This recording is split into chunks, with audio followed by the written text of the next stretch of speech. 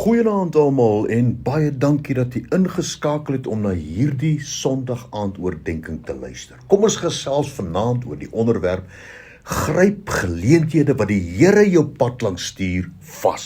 Wees waaksaam om dit ook raak te sien. Jy weet, Apple Computers, die maatskappy wat ons almal ken, het een van die mees suksesvolste maatskappye in die wêreld geword met 'n markwaarde huidiglik van meer as $4 triljoen.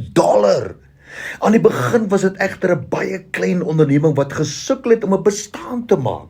In 1975 het Steve Jobs, die stigter van die maatskappy Apple, gepoog om 'n $50.000 belegging van Nolan Bushnell, die stigter van die maatskappy Atari, te bekom in ruil vir 1/3 van Apple se belange.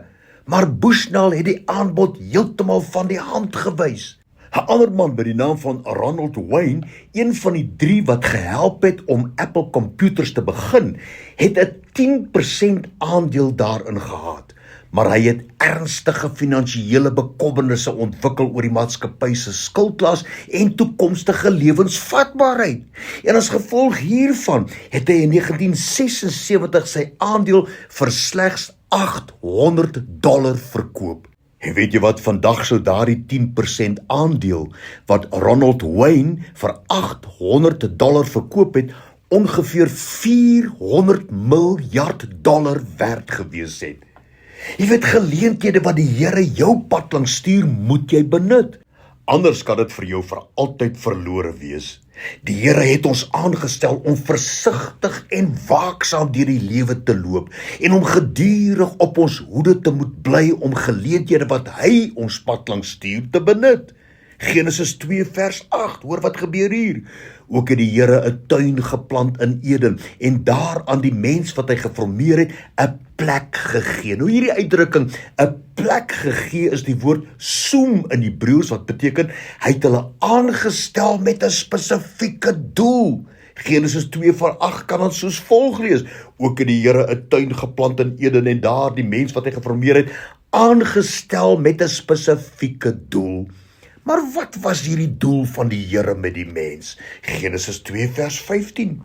Toe het die Here God die mens geneem en hom in die tuin van Eden laat woon om dit te bewerk en te bewaak. Om nie eers te praat van die opdrag wat die Here gegee het, heers oor alles nie. Jy weet, hierdie was die heel eerste uitdaging of geleentheid wat die Here aan die mens gebied het om suksesvol te wees. Maar die mens het egter hierdie geleentheid verwoes deur hulle ongehoorsaamheid.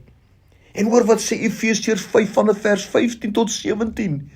Wees versigtig hoe jy leef.